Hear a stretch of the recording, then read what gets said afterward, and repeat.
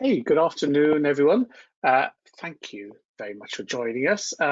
We are severally in London, outside London, the US, but it doesn't matter where we are, wherever you are, I hope this finds you well.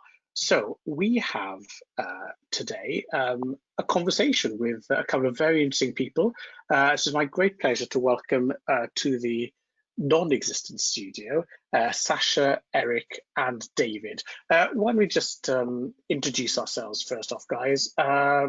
Sacha, starting off with you, who are you and what are you going to be talking about? Yeah, wonderful. Thanks, Ian. Thanks for inviting me to this conversation. My name is Sacha Wilson. I head up the international team at Avalara. Avalara is a global tax compliance software company, not the sexiest part of e-commerce, but a very valuable part, and we'll talk a little bit about that. My background is e-commerce, spending a decade at Amazon before joining Avalara 7 years ago. I'm going to talk about a couple of things, mainly about e-commerce expansion and some of the mistakes that a lot of retailers find themselves in when they're expanding in the US. And then I'll try and sum up Brexit in 30 seconds and some tips Excellent. For you as well. Good. Well, I'm just looking at the delegates. I can't see anyone from number 10 on at the moment, but I'm sure they'll be watching the replay. David, welcome. And you're still on mute, David. Good morning from New York City. I'm the VP of Solutions and Strategy here at Exponia. We are a next-gen customer data platform and marketing automation system. And I'm here today to talk about some of the trends and patterns we're seeing and kind of the needs of whatever phrase you want to use of the kind of the acceleration of commerce and the acceleration of e-commerce specifically, and how data is changing that conversation as well. That's great. Well, we'll come back to all of you, but first off, the one and only Eric Ferguson. Eric, tell everyone who you are. Right, hi, I'm Eric Ferguson. I'm e-commerce director at Liberty London. Liberty is a world famous department store. We go around curating, finding the most magical, beautiful objects and items, from beauty to home to fabric to fashion. And for 145 years, we sold them through our beautiful mock Tudor store in Regent Street. Unfortunately, it's shut at the moment, so all our sales are going through the website, which I run. And I think we're going to talk a little bit about Christmas. It's that time, peak, sustainability, which is quite a hot topic at the moment, and what we hope to do next year. Excellent. Well, let's just jump to sustainability first. And I'm hoping on our screens, we might be able to see the sustainability report itself. This is about to be released, so I'm not going to give you too many spoilers. You can get the report free of charge, of course, at internetretailing.net/sustainability, predictably enough. And it's quite an extensive report. It's our first annual report on sustainability, which looks at everything from the pressures put on retailers by legislators, by the consumers' expectations, and we take then a soup to nuts view, looking at everything from the product, the sourcing, procurement, supply chain, logistics, how we run a sustainable business, how we save money, costs, and our carbon footprint on our internal operations, but then also diving straight into selling. How can we sell in a sustainable way, balancing our desire to maintain turnover and margin without just filling landfill via our consumers' post boxes. So we cover all of those, but always wrapped up in this idea of a sustainable business. It's not just about environmental sustainability, though that's the main part, but also economic sustainability. We'd like to stay in business for a good long while. So Eric, before we get on to Christmas, let's just talk about sustainability. How live an issue is this around the board table at Liberty? I mean, it's been an important topic, I guess, I've been at Liberty for 3 years, so for all of the time I've been with the business. But it's changing shape, I think. So the first steps we made from a kind of retail and e-commerce perspective were really around the more readily available. So things like packaging and delivery. So can we offset the carbon dioxide generated in the delivery of parcels to a person's home through subsidies and investments into tree planting, carbon capture, etc. And those things were readily available for us, and we took those on. We then made some steps around packaging, so moving to biodegradable packaging rather than heavy reliance on kind of plastic or bubble wrap and so on. And so those are things we've been able to do. I think topics then start getting more challenging, frankly, which is what is the impact of what you're selling, and where has that been sourced from, and kind of that audit down the supply chain. And we've spent and committed more resource to investigating and verifying, validating those activities.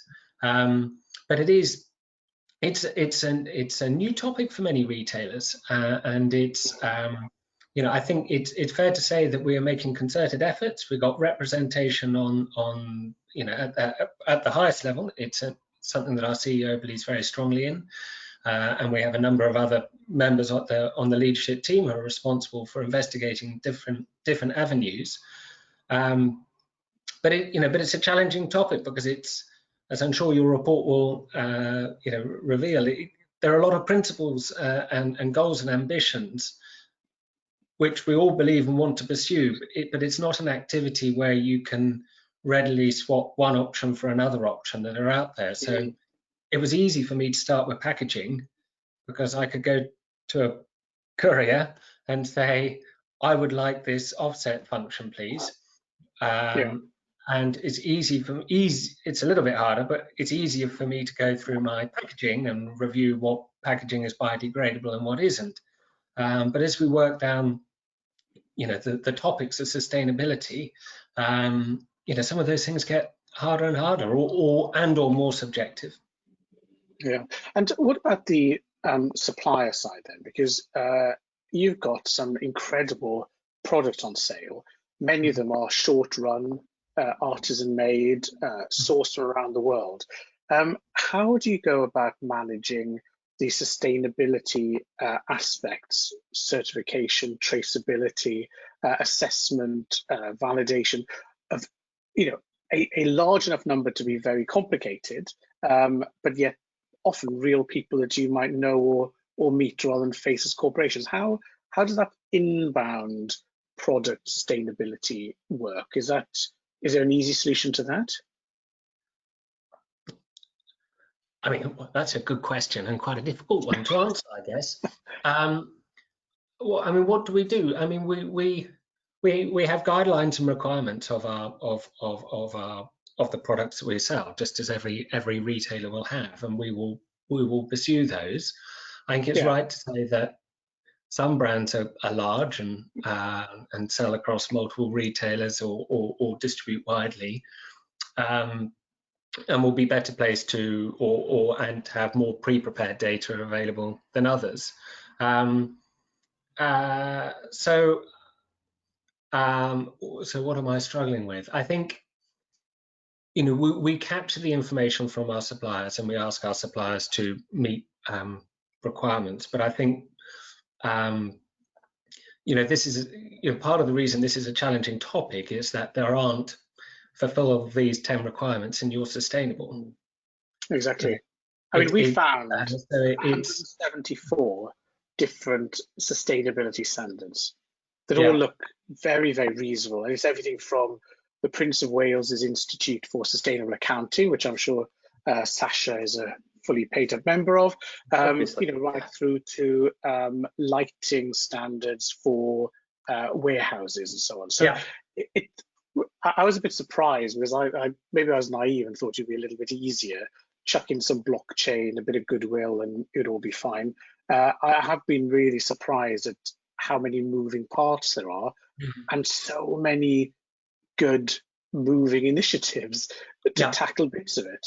Yeah, and I think that's right. I mean, I was it's a bit of a tangent, but I've met with a group of other retailers and brands about a year ago on this, and I think it's something where there'll be real value of the establishment of of some central bodies and standards. I think this is it's a completely different topic, but it's similar to GDPR, right? This is about this is something where there is a real important issue at stake, and arguably, I'm not going to debate whether one is more important than the other, but it's something that's evolving. It's something that we all believe so much in the truth of. We believe in protecting environment. We believe in people being paid and treated and working fairly. We believe in fair treatment of animals. We believe, these are truths that we all believe in, but ensuring that they are upheld in any product that you buy is actually really complicated. And there aren't 10 steps that ensure that when you're purchasing product X from retailer Y, that mean that those fundamental truths are upheld at the moment. Whereas if we had a governing body that set out some ambitions that retailers participated in, it then sets something which customers can then have an understanding on, and that body can move forward step by step over years with improvement forward. And I think that would provide clarity to customers, because you asked a very fair question about what do we do as a retailer. I mean, that would provide clarification to customers, because it's a minimum standard. Well, it sounds to me like you've just either volunteered for or accidentally inaugurated the Institute for Sustainable Retail live on the webinar, Eric. So listen, I'm sure people got questions. I forgot to say, I apologize, that the question functionality is of course open. So on the right of your screens, you see in the floating control panel, it's marked questions. That's what it's for. Drop us any questions you like and we'll put them to the panel as we talk through. So don't be shy. All questions are good questions. We'd love to hear them. Okay, Eric, now, we all believe in sustainability, but we also believe in Christmas. And there are few places as synonymous with Christmas as Liberty. So even as the store is closed and Regent Street is deserted, tell me, how is Christmas looking for you? And what are your thoughts on, is it going to be a one-day peak, a 3-month peak, something different? So your Christmas view. Our Christmas view. Well, I mean, as you say, the store is shut, and it's very sad. I mean, Christmas is everything to Liberty, and Liberty is Christmas for many, many people. The store is fully decorated for Christmas, so it's we are ready for when, come 3rd of December, the store reopens. It will be decorated as beautifully as you could ever hope, and it was available for a couple of days before the closure came. We've tried to capture that online, so we've got a homepage and departmental pages and edits and product assortments as you flow through the website that will, as best possible, bring some of that physical delight that you would have in store to you digitally, and we try and bring that across our social media and other touch points too. It doesn't make the same. The website doesn't creak and it doesn't smell and it doesn't glitter in quite the same way, but we've done our best in bringing that assortment together. I think one of the things we've also done for the first time this year is bring our in-store agents available to customers online. So you can browse products on the website, and then you can instigate a conversation. Oh, you've got just checking you can hear me. Yeah. Oh, right. Yeah. Sorry, I missed that last comment, I'm afraid. If you can just. So one of the new pieces of technology functionality we've enabled this year is for browsers on the website to have a conversation or ask questions of expert in-store staff, and So you might be browsing beauty product or fabric or women's wear, and you might have a question around it. And it might be anything. It might be sizing. It might be how many meters that you might want cut, or what's the dimensions of a repeat of a pattern on a fabric, or how does how does a color lipstick show up on certain skin tones, whatever. And we've enabled that functionality, and we found it incredibly popular. It far surpassed our expectations. We realized that we have a large cohort of customers who love us, who love the conversations that they have with our fantastic staff, and they miss having those, but now they can have them digitally and at their computer. So that's been. So let me ask then about sales. So your staff are engaging still. You're bringing these great products. What's that doing for sales? You are now carrying the hopes and dreams of Liberty's shareholders. What does that look like? Is this just like a normal peak, bigger peak? What's it like for the driving seat? It's busy. It's busy, and the whole year has been, much busier than all our dreams, to be honest. It's we've been on a strong growth trajectory for the last 3 or 4 years, but that's accelerated 2 or 3-fold this year. Christmas demand started earlier. We saw baubles and home decorations seeing strong demand from September, and I would say that was probably a good month earlier than normal, and that has continued through. I think there's been quite a lot of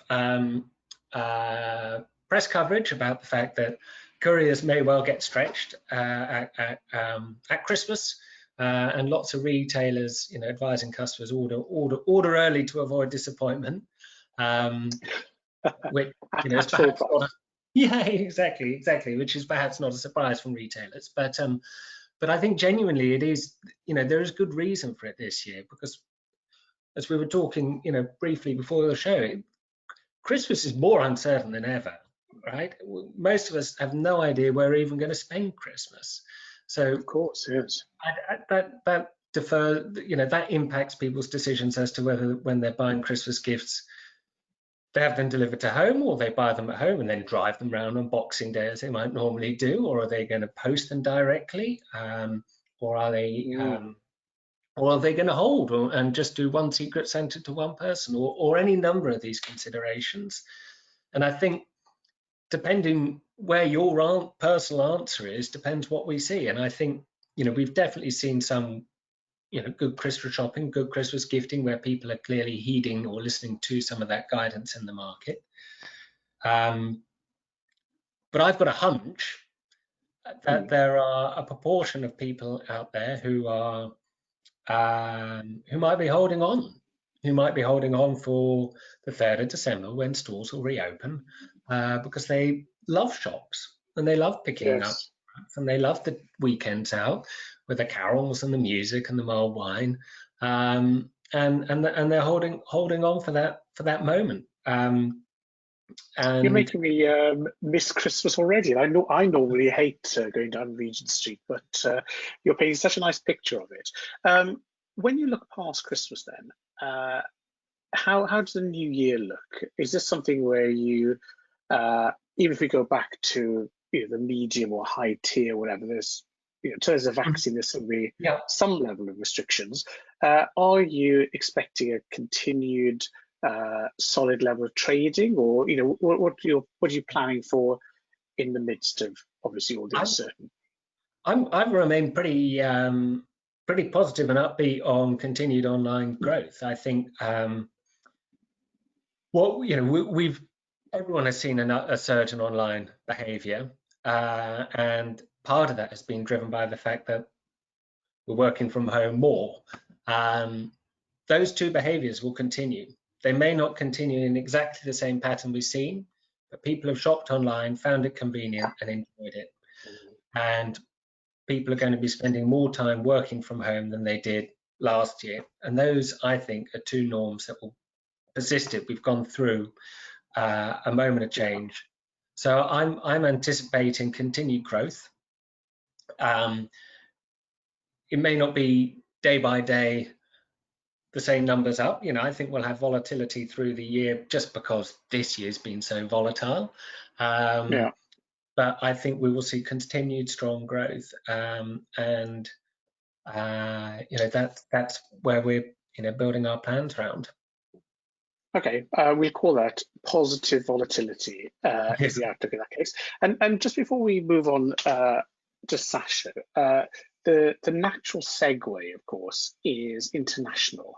So people overuse the word iconic, but I think you genuinely are iconic. Heritage, genuine brand that sells globally. So how are you seeing the differences, if any, between the UK consumer with our type of lockdowns and Brexit impending versus other consumers globally? What's the international outlook look like, and how does that compare with the UK? That's for me, yeah. So I mean, international has been small, but again is growing rapidly. We've put some functionality to help improve it. I think this year we see particularly strong growth in our fabric and our Liberty range. Whether it's our scarves or cushions or jewelry lines, and that's because the people who know Liberty love Liberty. And they are a group of people across the world, and probably more than ever this year, they are shopping with us online, but perhaps because their trips to, for some of them, their trips to London have, haven't been possible.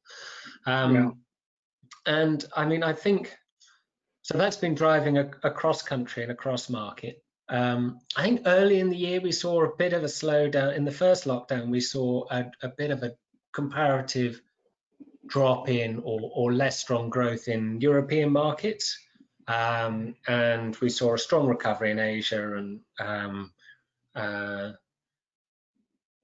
we're a small business, so I'm not saying we're the full barometer of this, but our US demand seemed just quite consistent.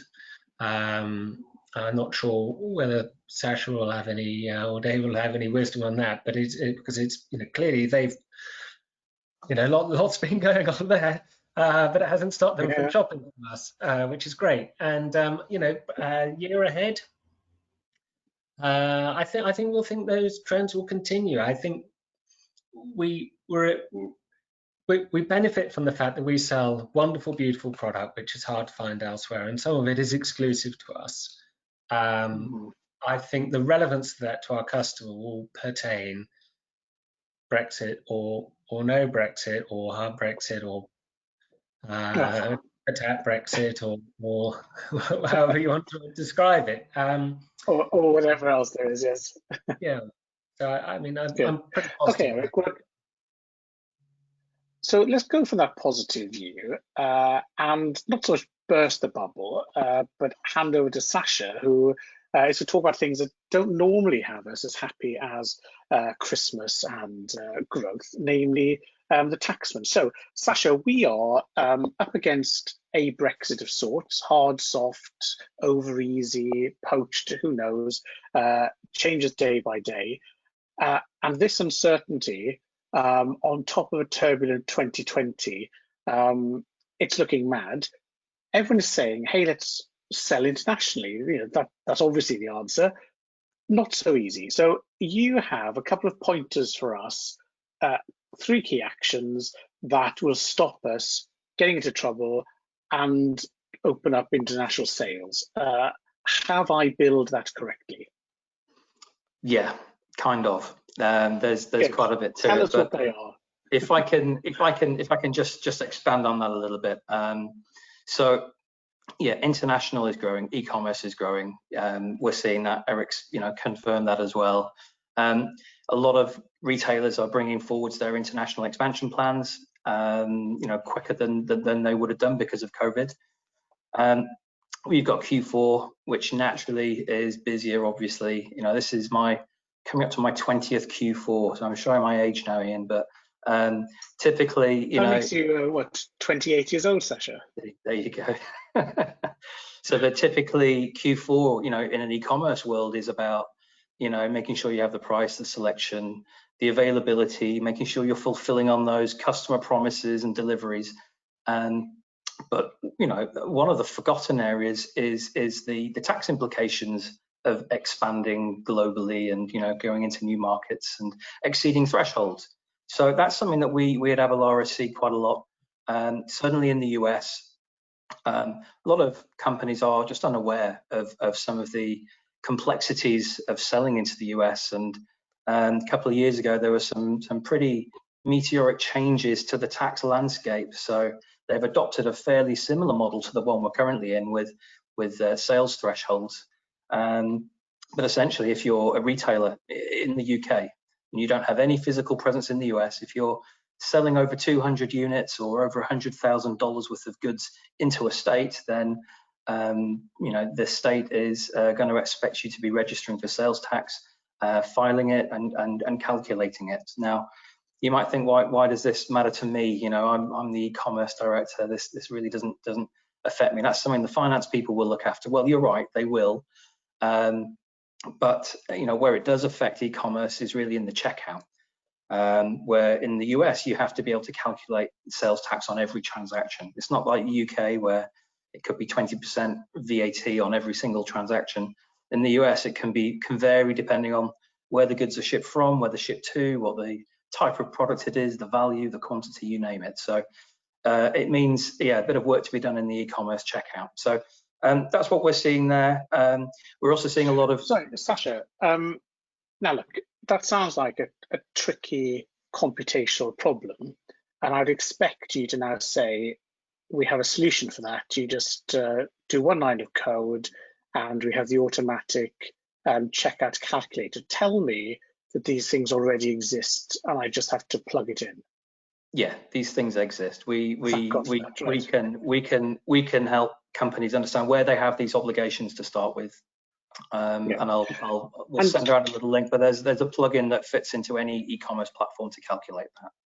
Fine. And I assume that I have to be able to tell that plugin things about my stock, so where it is and details of origin as well. So there's a data requirement on my part to use that, I assume. There are like 5 basic pieces of information in the API call which look at the product type, a tax code, the ship from, ship to address, price and quantity. And those will determine what the tax rates are. Because in some states there might not be a tax under $100. In some states it's on, you know, a total value of goods in a basket. So you need those pieces to figure that out.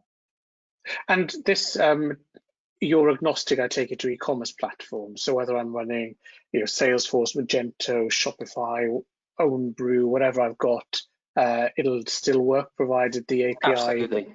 Absolutely, yeah. I mean, we've probably got about over 700 pre-built connectors to most of the major platforms, and then there's an API for some of the others as well. Right. So I've had a cheeky question. I've had a question which actually is I won't quite paraphrase it, but basically, you said earlier on that the authorities in the US would want something from you. How does that work? Do you get a letter? Do people with dark glasses turn up at your door, or when you next land at JFK, are you taken off to a small room with someone with, you know, elbow-length rubber gloves? How do they actually chase you down? And should I be worried, or should I just change my name to my CFO's name? So state tax authorities are clever. You know, they are. If you look at the backdrop of, you know, the states are seeing huge deficits in their revenues, as are all governments globally this year. One of the areas that they're actually growing is their audit departments, and they are using all means they can to try and recoup some of their tax revenues. And sales tax is one of those easy ones. So they are, you know, pre-COVID, they'd be looking at, you know, who attends trade shows. You know, they can look at addresses of companies. They can, you know, there's some public information that is that is widely held available. Marketplaces are another giveaway. If you sell on a marketplace, there is a link back to find where that customer is, that retailer is located. And the states speak to each other more now than they ever have done. So all it takes is for one state or one auditor to identify some lost revenue, and they'll be speaking to their colleagues in other states and passing on that information on. So they are sneaky and they are growing. So I'm appropriately scared, but it's complicated. 5 bits of information, plug in to solve it, and you're going to send us details on that. So I like that. What else is there? Because the US isn't alone. We've got our own lovely UK and European VAT. Now, I have to admit, I don't normally do this, but I am a chartered accountant, and I looked at the VAT system for our Dutch subsidiary and thought, I need to find a proper accountant. So I see the complexities there. Just summarize those for us and tell us, please, you have an answer for that as well.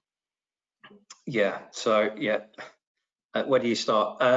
There's a lot to cover, and we don't know what's going to end up happening in terms of a deal, if there is a deal in the next few weeks.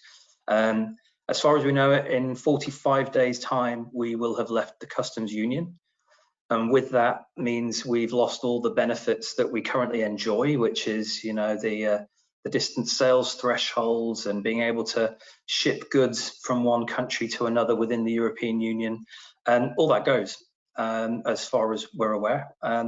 So this is going to cause a lot of headaches.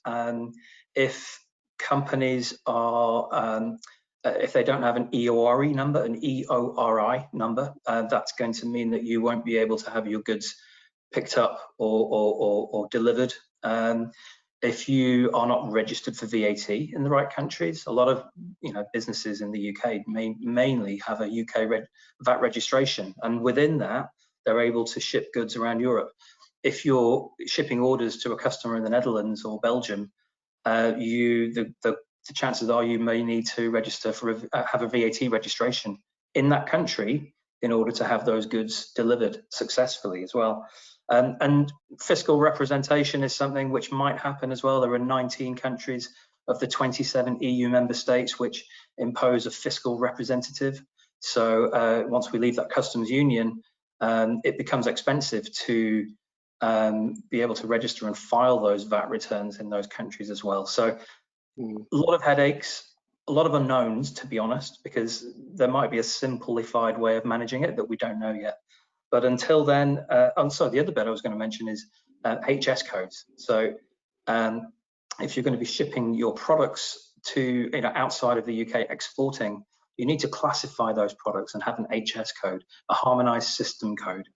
Now, these are all things that if companies haven't already considered, they still have 6 weeks to try and get their heads around it. And again, that's something that we at Avalara, along with other companies, can certainly support and help. But we can help with those registration, EORI registrations, VAT registrations, and the classifications of items if needed as well.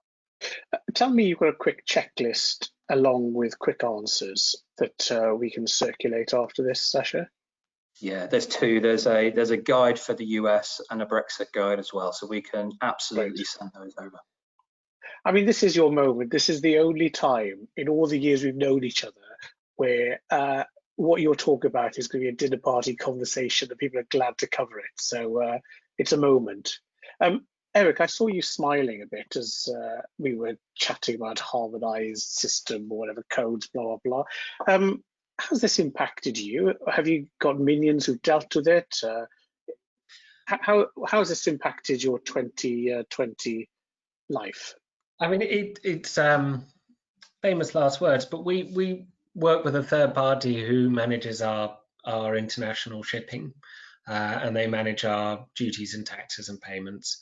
So I think we have a solution in place that will work for our customers and work for ourselves. The piece I was smiling at was the classification of products is probably the hardest activity we have, and we've got a 30,000 plus product catalogue. Many of these things are, as we were describing earlier, one-offs or made by artisans who may not necessarily have gone through have captured all this information already. So we've undergone and continue to put a lot of effort into effectively the capturing of information, and which then enables us to put it into or allocate it to one of these HS codes. And that's probably why I was smiling, because it's been a lot of hard work. I think it's fair to say. Okay, so it sounds like that's one to start quickly then. And Sacha, just before we move on to David, you also had the snappily entitled Marketplace Facilitator Laws. This does sound very Judge Dredd. Just tell us why I need to worry about these as well. Yeah, this is the way to look at this is governments and states that are putting the onus on marketplaces to track and report tax that's sold on the goods that are sold on their platforms. So rather than targeting the hundreds of thousands of sellers of a platform, if you target the marketplace, it's an easier way for the tax authorities to get those tax revenues. So yeah, there's a lot of laws happening, and across the US, there's been a swathe of marketplace facilitator laws. So if you're selling into the US via your own website and via marketplaces, you need to be able to strip out your sales from marketplaces, because most of those will be covered by the marketplace, and only cover the sales tax on your own sales. In Europe, similarly, there are marketplace laws which are being triggered, and some coming into play next year, which will again put the onus on marketplaces to charge and file those VATs as well. So yeah, lots happening in that regard. Yeah. So tell me again, you got an answer for this, other than just telling us that there's a truck coming towards us at 100 miles an hour. What's the answer? Yeah. So I mean, yeah, we absolutely work with all the key marketplaces. We've actually integrated our VAT compliance technology into Amazon's Seller Central as well, so that we're actually the core compliance technology within there. But yeah, any businesses of any size, marketplace sellers right up to high street retailers are able to use our solutions to help them comply with those international taxes. Well, thanks, Sacha. You've both scared us and given us hope. And the only thing we can't control is that 6-week window. So the answer obviously is to prepare sooner rather than regret later. So what would be useful is people drop me a note and let me know what they think about this and how we can help practically, whether it's grabbing Sacha for an online workshop or sending out more fact sheets. How do we turn the information into action? Give me your thoughts, and I'm sure we can get Sacha along for something else. Sacha, thank you so much. Now, we've talked a lot, David, about knowing our product. So we need to know where it comes from, what it's made of, where it's being sold, the operational flows and data flows of the business. But we can't leave the customer out here. So we are swimming in customer data more than we've ever had before for many more channels. And at the same time, all of our consumer research shows, we've just finished 14,000 consumer polls in Europe. And I'm just summarizing, they say, basically, give me a better service when I shop with you. I mean, I'm paraphrasing 25 important research questions, but basically they say, just give me more and do it better. So is that how you're seeing the consumer demand, and how can retailers respond? Take us into that sort of data and customer perspective. Sure. I think we're finally reaching the era where the promise of software and technology is able to deliver the experiences that customers have been trained on by, again, the largest online only retailers, right? So real-time stock alerts, price drops, things like that have occurred on, as we were talking briefly before the call, on Amazon and other places, right? So retailers now have access to the tools, right, that Amazon built a lot of times in-house, or Walmart.com or various, or Tesco or whoever else, right? The commercially available technologies have finally caught up so that you don't have to have a team of 150 developers, front end, back end, and data scientists, right? So what we're seeing in the market is the real-time nature of this really depended on the maturity of certain technologies, right? Being able to say, I have my customer in one place, I have all the events that they're doing, I have the inventory states, as Eric was saying, we have single items sometimes, or single items in stock, and you want to be very careful about what you merchandise and send out, right? Or if something comes back in stock, or you receive an additional allotment that you weren't planning on, right? It's very important to be able to communicate. So what we're finding, for example, in one of our clients, Weirdfish, right? What they've done is they've taken targeted product level communication, right? Where they're looking at a live view of all the customers who have looked at, say, a given t-shirt or item, right? And then, but they don't buy it. So if they look at it more than twice, and then we see, for example, from the inventory feed from, again, as you said, Magento, BigCommerce, Shopify, and so on, if we see that price drop by more than 20%, right, we're able to then target a targeted email to that customer saying, hey, this item that you are viewing just dropped by 20%. So we're no longer in the era where we're just, as I call it, carpet bombing with a 20% coupon, right, which will reduce the overall margin of your order. We're talking about saying, all right, this is already a natural price drop, or some other thing where maybe we've got additional stock, or pricing, whatever happened in the business doesn't have to reduce your overall order margin, right? And a lot of times customers will also buy not just that item, say that $100 coat or sweater, but also what they might also buy is additional items, right? And that's all about the on-site merchandising experience. So it's also about syncing the on-site experience based on all the other things you learn. I think one of the other key things is we've seen a huge surge in traffic that has really moved forward, like you said, a lot of the growth that we were expecting to see over the next 4 to 5 years. And it's also about having that data front and center in the right analytical structures, the right reports, the right understanding and segmentation.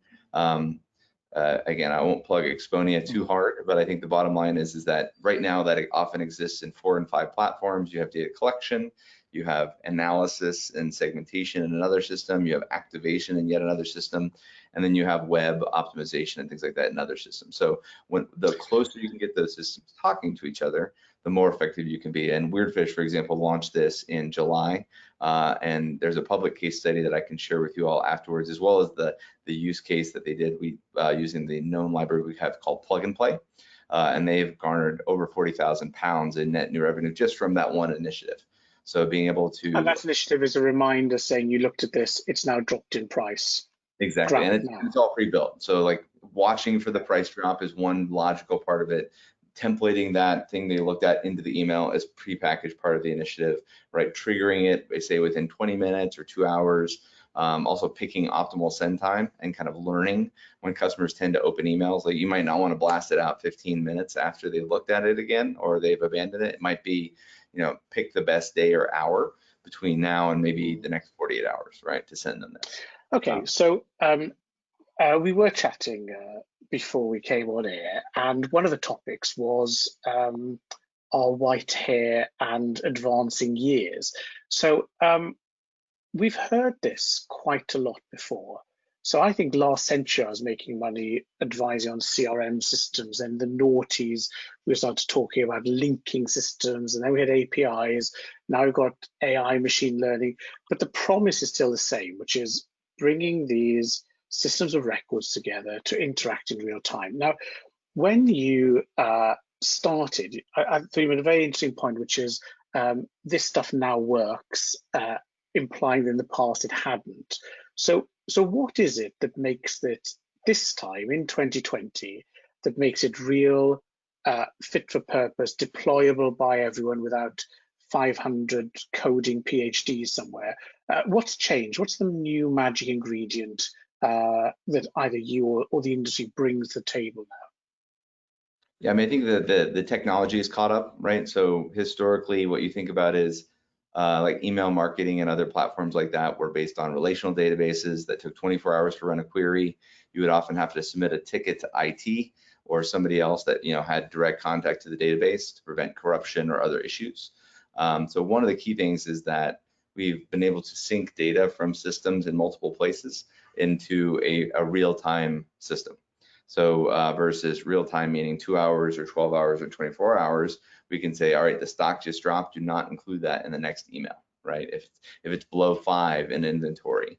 And that takes a lot of technical expertise, but it also relates to, of all things, the maturity that companies like Amazon have actually driven in cloud computing and software, right? So they're loading everything in memory. They're making available, cutting edge technologies in terms of database structures that are based on, and not to get too deep or technical, but that are based on in memory versus on a hard drive, right? So you're actually looking at a live view, like Exponia, for example, when we talk about an aggregate, like an RFM score, or customer lifetime value, it's actually just a math problem that sits in our system, as opposed to a big batch that loops around, adds up everything, and then comes back 24 hours later.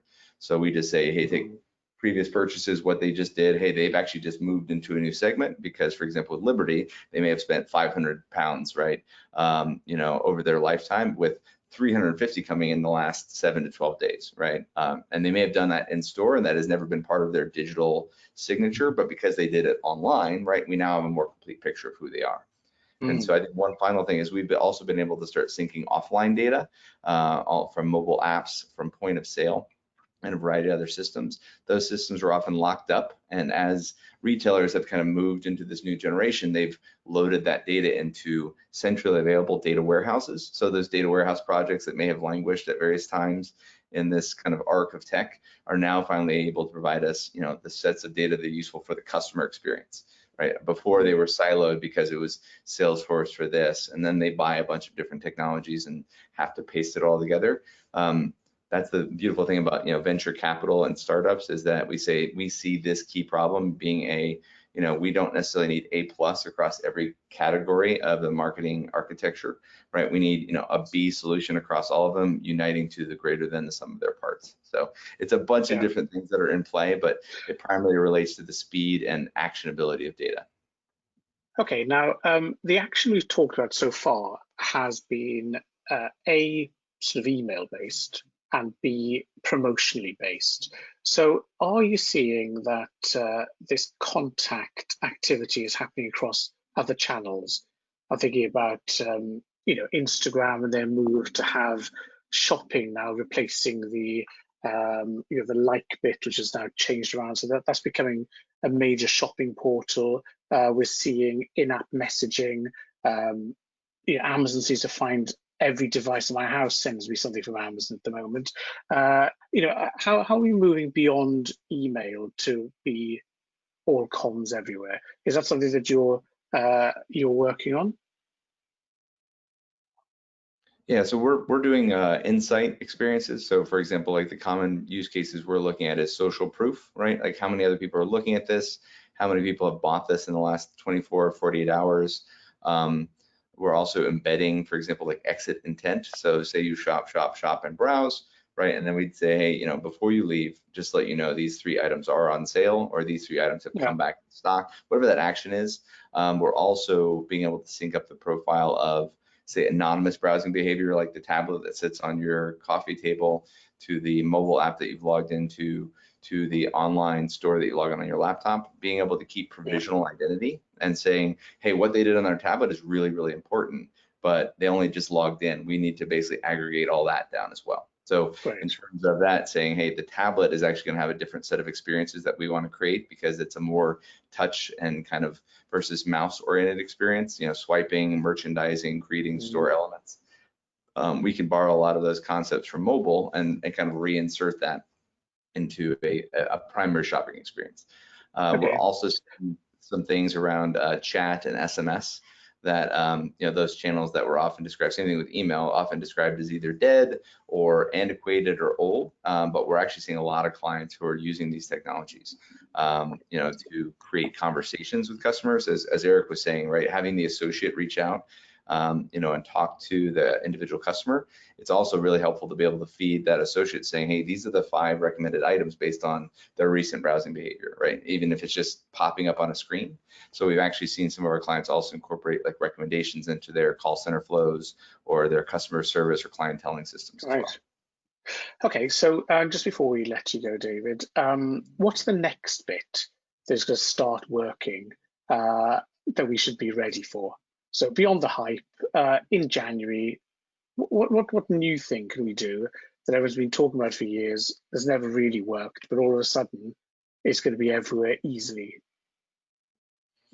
I think actually launching and iterating, right? I think that's the thing we're focusing on is the time to market, right? We have this library of use cases called plug and play. We've picked 50 of the best cases of what we've seen hundreds of retailers do over the last 6 years. Most of our clients often get stuck at migration at parity between marketing platforms. So abandoned cart, abandoned browse, back in stock, or those, and then they are at V1 forever, right? Because the inflexibility. And then exhausted. Yes. And so it's really not just migration. Now it's about taking those, building the common structure that's needed, and launching 35 more use cases, right? So, and doing it in a way that's sustainable. Again, this is the small s sustainable, and that you can do it without doubling the size of your marketing team. You can work with expert use cases that are effectively the distillation of knowledge and wisdom, no pun intended, versus I think we're just returning to fundamentals. We're just speeding them up and enabling then clients to take, again, for example, as Eric was saying, Liberty has a very specific value proposition in certain areas, making it true to their brand and true to what they want to bring to the customer. And I think that the bottom line here is that it's finally about launching it at speed, launching it at scale, and then iterating in January and February and March, as opposed to saying, all right, next Christmas or next Black Friday, we'll reevaluate this. Let's take all the things we've learned and the huge amount of data that we've garnered, right, and then flip it into use cases, new year, I mean, we don't know exactly what shopping patterns are going to be, but we know they're not going to return to the old norms anytime soon. Excellent. Well, look, I think that's a lovely note on which to end. So thank you all. Eric, lovely product in a lovely place, and happy trading. It's great to hear from you. Sacha, you have scared us and given us hope at the same time. The clock is ticking, so your resources, Santa Sacha, will be sending those out, so keep an eye out for them. David, great to hear about things finally working, and iteration is the Q1 message. It's been a really interesting round and round. I've got a very last minute question coming in, Nigel. I'm going to slip in very quickly. Eric, for you, did you say that your courier is acting for you to pay over the duties and taxes? If so, which one is it? Do you want to give them a shout out, or are you not sharing? It's not the courier, so it's a they're called Globally, and they act effectively as a merchant of record. They manage courier network for us, but they do the currency conversion, in price, checkout, etc. on the and they also give a fixed price, which is a landed price for the end consumers, whether they aren't messing around with import duties, taxes, etc. Good. Nigel, you timed that perfectly well. Eric, you were succinct and helpful in your response. We can ask for no more. So any other questions we've missed, just drop me a note. We'll follow those up. You will all get a link to the recording of today. Be selfish, just watch it yourself or share it with your friends and family as an early Christmas present. It's entirely up to you. But either way, we'll be back in the new year with another roundtable update. So let us know who you'd like to hear from, what you'd like us to cover, and of course, volunteer. I'm looking at the attendee list and thinking half of you at least would be brilliant guests. Not as great as Eric, but brilliant nonetheless. So don't be shy, volunteer. All that remains to say is thank you to everyone for lending us some of your time. Thank you to our wonderful guests, and happy trading, and keep well. Thank you all very much indeed. Thank you. Bye. Bye-bye. Thank you.